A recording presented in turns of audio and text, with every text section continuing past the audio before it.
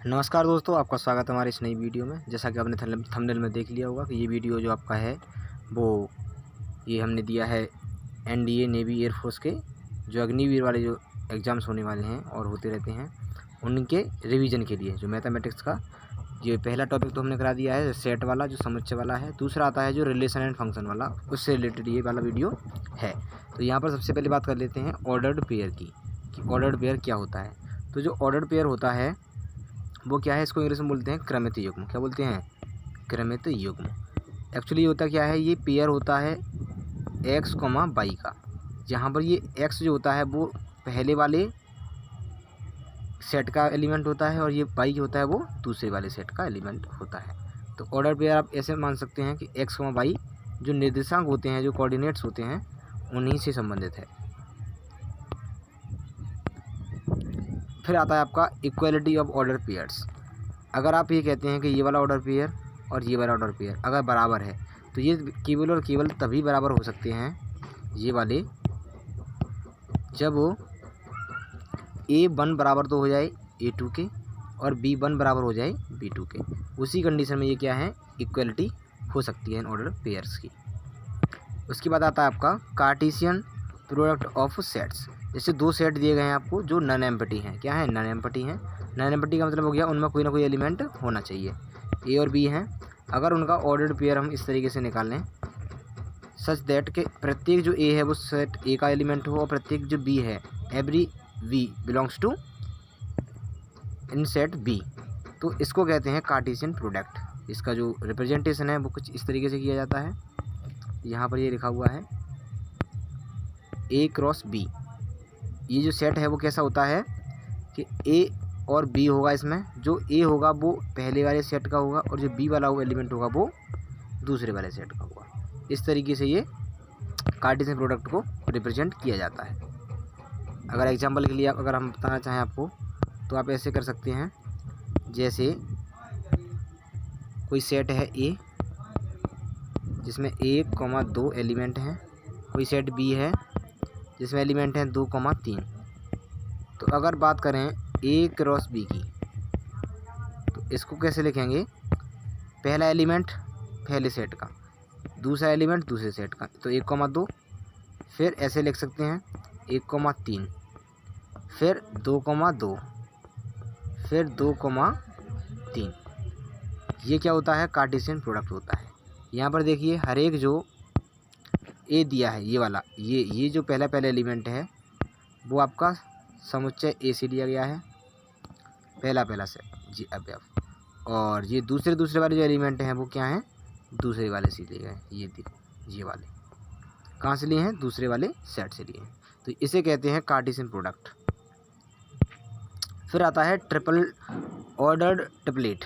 Ordered triplet क्या होता है, कुछ नहीं, जैसे आपने एक ये लिया, पहले ए क्रॉस बी निकाल लीजिए, फिर आप क्या करेंगे उसका मल्टीप्लाई यानी कि उसका जो कार्टेशियन प्रोडक्ट है वो आप सी से निकाल देंगे।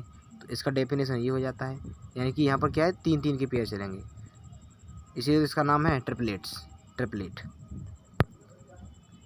नेक्स्ट है diagrammatic representation of Cartesian product of two sets.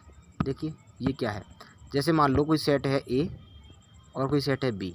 ए के अंदर ये एलिमेंट दिए हैं, बी के अंदर ये एलिमेंट दिए हैं। तो देखो कार्टेशियन प्रोडक्ट को कैसे शो कराते हैं।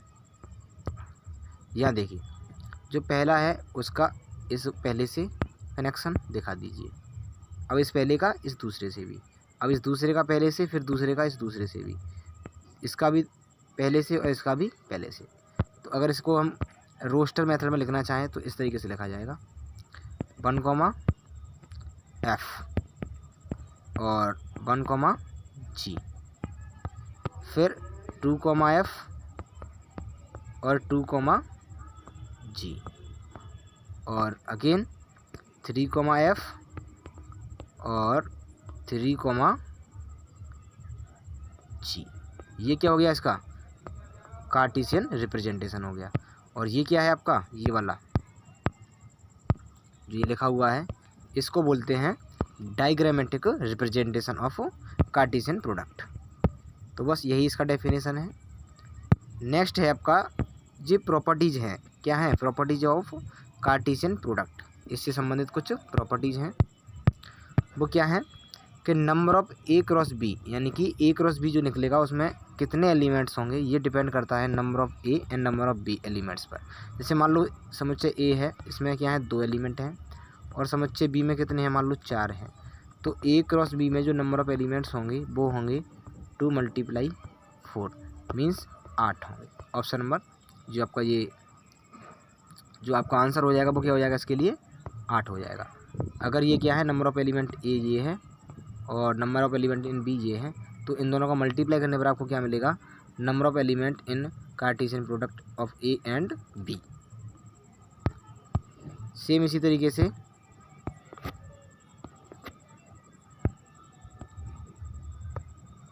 हाँ सेम क्या है, अगर ए क्रॉस बी में अगर एलिमेंट्स की संख्या अगर 0 है तो या तो ए या बी जरूर क्या रहा होगा, एम्प्टी सेट रहा होगा। इसीलिए क्या है ए क्रॉस बी का जो वैल्यू है वो क्या है 0 यानी कि 5 है।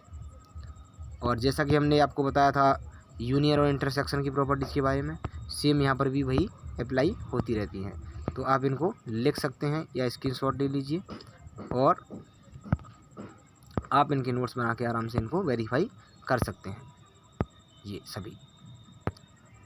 नेक्स्ट है ये वाली, अगर ए क्या है सबसेट है बी का, तो ए क्रॉस सी भी सबसेट होगा बी क्रॉस सी का, और ये भी फॉर एनी सी। अगर कोई सेट सी भी है तो ए क्रॉस सी और बी क्रॉस सी में देखो, जब ए बी का सबसेट है तो ए का किसी के साथ अगर क्रॉस निकालें या प्रोडक्ट निकालें और उसी का बी के साथ निकालें तो ये भी क्या आपस में सबसेट हो जाते हैं। ऐसे ये है ए क्रॉस बी बराबर बी क्रॉस ए होगा तब होगा जब ए बराबर बी होगा। अगर ए बराबर बी नहीं है तो कभी भी ए क्रॉस बी और बी क्रॉस ए बराबर नहीं हो सकते।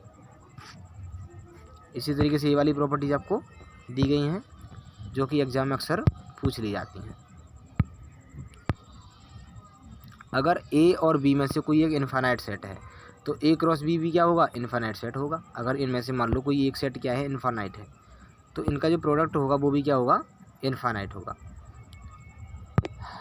नेक्स्ट है अब रिलेशन के बारे में बात कर लेते हैं कि जो अभी हमने कार्टेशियन प्रोडक्ट निकाला था उसी में से क्या है रिलेशंस निकलते हैं। कोई भी रिलेशन जो होगा वो सबसेट होगा always Cartesian product A and B का। अगर मान लो कोई सेट आपको ए और बी दिए गए हैं और वो नॉन एम्प्टी हैं तो उनके अंदर से जो रिलेशन निकला होगा वो ए टू बी का जो क्या होगा सबसेट होता है, ए क्रॉस बी का सबसेट होता है। ये आप इसको याद रखेंगे कि कोई भी अगर रिलेशन दिया हुआ है आपको एक्स और वाई में तो वो 101% ए क्रॉस बी का ही क्या होगा, सबसेट होगा, यानी कि उसी के अंदर से निकल के आपको मिला होगा आज जो रिलेशन है। अगर आर क्या है सबसेट है ए क्रॉस बी का और ए क्रॉस ए कॉमा बी जो है वो आर में बिलोंग करते हैं तो हम ये कह सकते हैं कि ए क्या है रिलेटेड है बाई से, बाई द रिलेशन आर। और इसको इस तरीके से लिखा जाता है, इसको ए रिलेशन बी करके लिखा जाता है। नेक्स्ट है रिप्रेजेंटेशन ऑफ अ रिलेशन। तो ये क्या है, दो तरीके से रिप्रेजेंट किया जाता है, एक तो रोस्टर मेथड से और दूसरा अपना वही जो सेट को लिखने का तरीका होता है सेट बिल्डर मेथड, इसको कहते हैं समुच्चय निर्माण रूप में। तो यहाँ पर देखिए ये है कोई भी रिलेशन दिया है फ्रॉम ए से ये दिया है और बी ये दिया है। डिफाइन करना है कि ए स्क्वायर का मान क्या है, बी के बराबर हो। तो ए स्क्वायर का मान बी के बराबर हो वो इसके अकॉर्डिंग बताना है। किसके अकॉर्डिंग, इसके अकॉर्डिंग। तो वो कब बताएंगे, पहले इनका क्या निकालेंगे ए क्रॉस बी। तो यहाँ से लगभग कितने लिख लेंगे 1 2 3 4 5 6 और ये 4 हैं तो 24 एलिमेंट्स लिख लेंगे। उनमें से कुछ एलिमेंट्स ऐसे होंगे जहाँ पहले वाले का स्क्वायर करने पर आपको दूसरा वाला मिल रहा होगा। तो देखिए कैसे निकालेंगे। देखो यहाँ पर क्या हो रहा होगा, ये जैसे 3 का स्क्वायर करेंगे तो 9 आ रहा है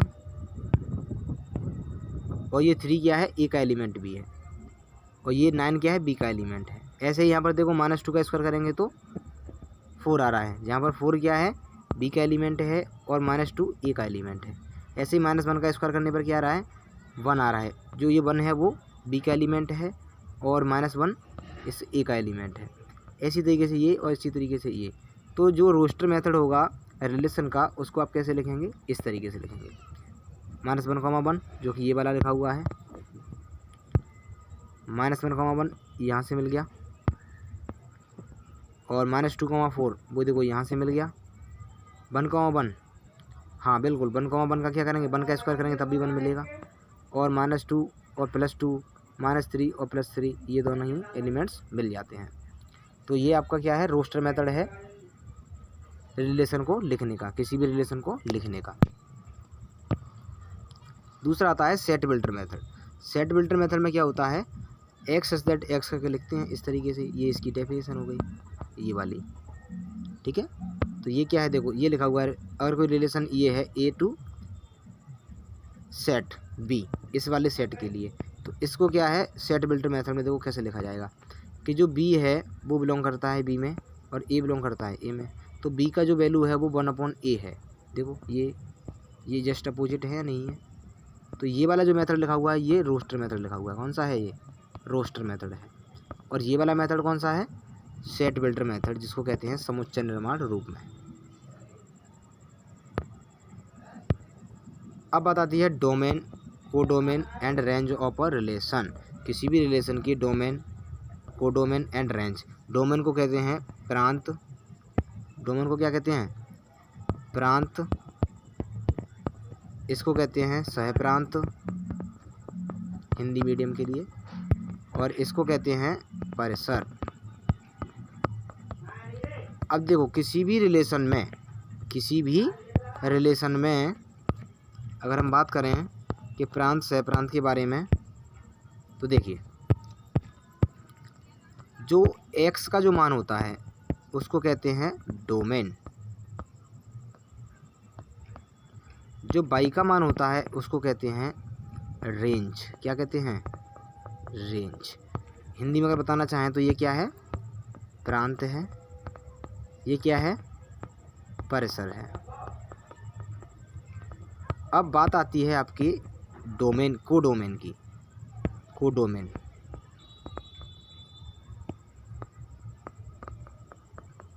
की बात आती है तो कोडोमेन को क्या है, इसको कहते हैं सहप्रांत। अब देखो जो भी x की जो वैल्यू हैं, जो भी x के मान हैं, अगर वो यूज हो गए हैं रिलेशन के अंदर, वो तो होते हैं आपके डोमेन। और जो y के मान हैं वो अगर यूज हो गए हैं उनको कहते हैं रेंज। लेकिन पूरे के पूरे y वाले सेट को ही क्या कहते हैं, कोडोमेन। पूरा का पूरा y, complete set of y, complete set of y जो होता है उसको कहते हैं कोडोमेन। क्या कहते हैं उसको, कोडोमेन। यानी कि x का जो मान है उसको कहते हैं डोमेन, y का जो मान है उसको कहते हैं रेंज। लेकिन जो पूरा का पूरा सेट है y वाला उसको क्या कहते हैं, कोडोमेन। क्या कहते हैं, कोडोमेन। अगर इसको एक एग्जांपल से समझना चाहें तो देखिए वो ये है, जैसे मान लो ये कोई सेट है ए, कोई बी है, ये क्या है, ए है, ये क्या है, बी है। मान लो 1 2 है, यहाँ 1 2 3 है, ये इससे कनेक्ट है, ये इससे कनेक्ट है। तो इसके लिए देखो जो डोमेन होगा वो हो जाएगा आपका ये वाला सेट। क्या हो जाएगा, डोमेन 1,2। और रेंज क्या हो जाएगा, 1,2 हो जाएगा, जो इस वाले सेट से आए हैं।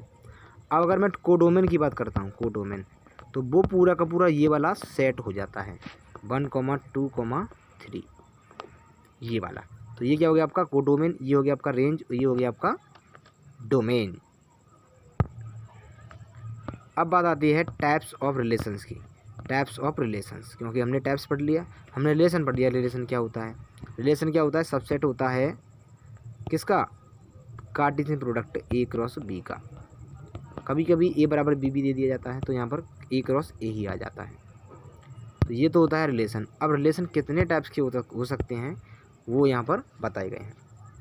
देखिए एम्पटी और वॉइड रिलेशन क्या होता है कि अगर फाई क्या है, सबसेट है ए क्रॉस बी का, ए क्रॉस ए का, फॉर एनी सेट ए, तो फाई को क्या कहते हैं, रिलेशन ऑन ए है, इसको कहते हैं वॉइड रिलेशन या एम्पटी रिलेशन। यानी कि कुछ भी नहीं है अगर रिलेशन के अंदर तो उसको क्या कहेंगे, तो उसको कहेंगे वॉइड रिलेशन या एम्पटी रिलेशन। उसके बाद आता है यूनिवर्सल रिलेशन। यूनिवर्सल रिलेशन क्या हो जाएगा, यानी कि आपने ए क्रॉस ए निकाला और रिलेशन में पूरा का पूरा वही लिख दिया, पूरा का पूरा वही लिख दिया, तो जिसका जो रिलेशन होगा उसका नाम हो जाएगा यूनिवर्सल रिलेशन। यूनिवर्सल का मतलब क्या है, पूरा का पूरा सेम टू सेम वही। फिर है आइडेंटिटी रिलेशन। आइडेंटिटी क्या होता है, जहाँ ए और बी की वैल्यू क्या हो, बराबर हों, जैसे 1,1 2,2 3,3 ऐसे जो एलिमेंट्स होंगे उनको कहते हैं हम आइडेंटिटी रिलेशन, जहाँ ए बराबर क्या होता है, बी।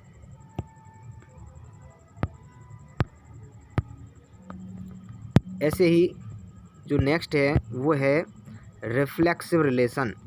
अब देखो रिफ्लेक्सिव रिलेशन क्या है, ऐसा रिलेशन जिनमें क्या है, देखो ए कोई क्या है, सेट है और आर क्या है, रिलेशन है। On a set A is set to B